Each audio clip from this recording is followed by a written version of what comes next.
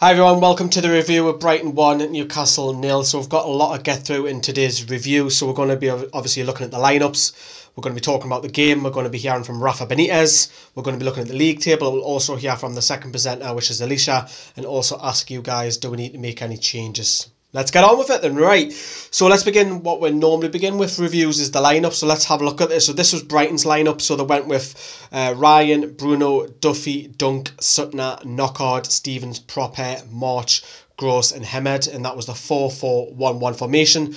We got 10 out of 11 right. The only one we didn't was we thought Rafinha would play it right back because we didn't think Bruno would make it. Let's switch this across to Newcastle. Rafa, for the first time in a long time, kept an unchanged side. So it was Elliott in goal, Yedlin, Lascelles, Clark and Bemba continuing at left back. In the middle you had Hayden and Moreno. You had Richie, Atsu, Perez in the 10, Hoslo top.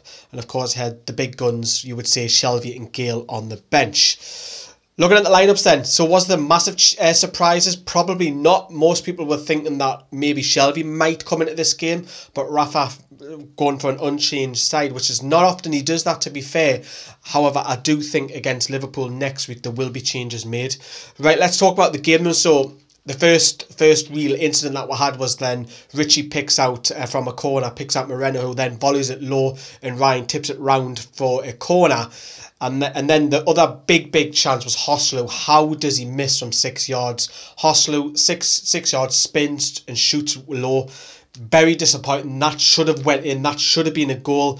And you're probably seeing Brighton's best chance in the first half when Newcastle were under a little bit of caution, probably for about a good 10 minutes, and Brighton were hammering us with crosses and so on. We did mention in the preview that Brighton will play on width. We got it spot on. We knew what was coming.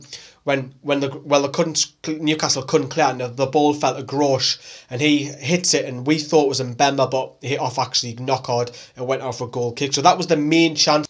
Second half though, Brighton scored really early on from a free kick.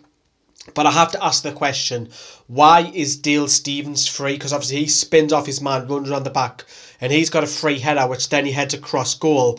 Elliott probably, maybe, should come off his line if you want to be critical. Maybe Newcastle's defence should clear it. However, it does look like there's a slight foul on Chancellor Mbemba, which Rafa isn't happy about. You'll hear from Rafa in a second. But take away that alleged foul, if you want to call it that, Newcastle should not be letting Stevens free. We'll be doing a different video analysing the goals, and we'll be looking at that a little bit more in depth. So do keep an eye out for that coming in the next 24 hours. So, you know, obviously we'll then try to get back in it in the game. We've seen the Moreno deflected shot, which could have scraped in. It was just wide. We've seen Shelvey try an audacious shot from the corner where he hits the post. Wasn't really much clear-cut chances from there.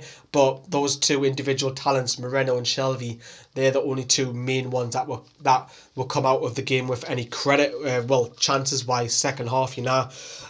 We doubled the amount of chances that Brighton had. We had 17 attempts on goal. I think Brighton only had 8. Newcastle really should have got a point from this game. Disappointing that we've come all this way. All the fans that went down there come away with literally nothing.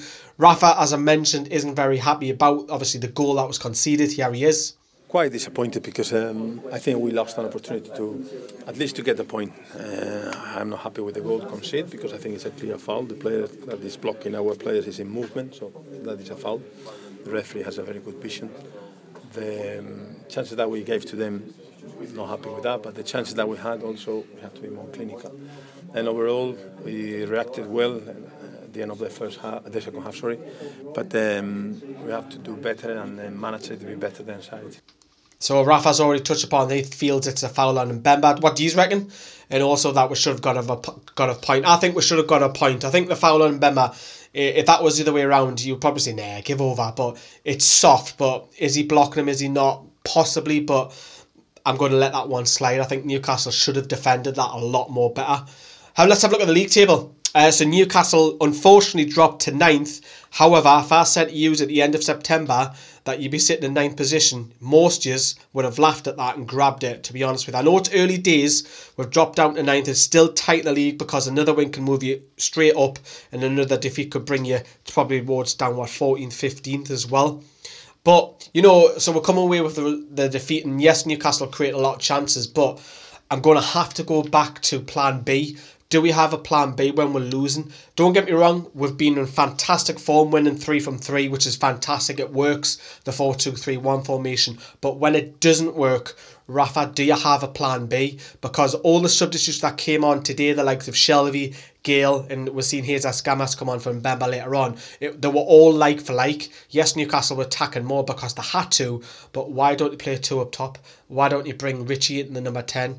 You know, something different, a plan B. And yes, it's something that we're probably going to be talking about a lot, but Rafa is very, very stubborn. He believes in what he believes in, and fair play. We love Rafa, but for me, let's have a little bit of a plan B. Mitrovic is back after this game. If we're getting beat off Liverpool, why can't you go Hostel and Mitrovic for the last 10-15 minutes if we get beat off Liverpool? Why not? Scrap the 4-2-3-1 formation for me as well.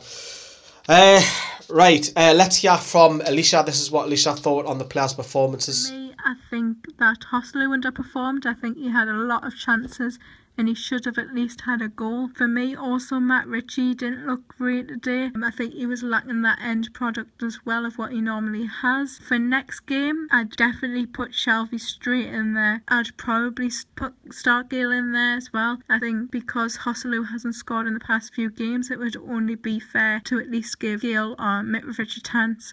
And for me, it would probably be Gale that would get the chance. So she believes Hostel and Richie underperformed. Obviously, most of us have seen the player ratings video that I've done. I have to say Hostel was disappointing. Richie, I don't think Richie was so poor, we didn't see enough of him.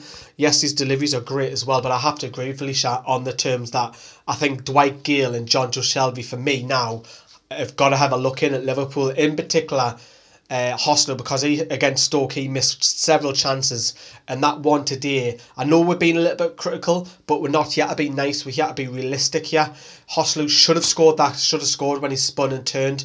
He was practically a ghost, I have to say. He was pretty non-existent during the game, and maybe a different tactic, a ball over the top. That's why I think he brought on Gale later on with Shelvey for Rafa to play the over the top ball direct.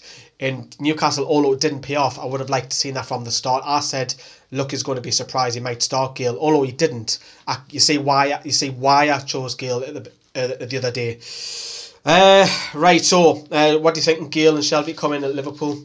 Coming up, we've got the match vlog, which I went to Newcastle with. That's also coming on the channel as well, and we'll also be analysing that goal, as I mentioned, in the next 24 hours, so do keep an eye out for that, because we're probably going to be picking on a couple of people, no doubt. But want to know what you think in the comments down there below. Are you happy that we're 9th? I'm sure you all are. Disappointment, yes. Do you bring Shelvey and Gale in next week? Do I have a plan B? See you later. Bye bye.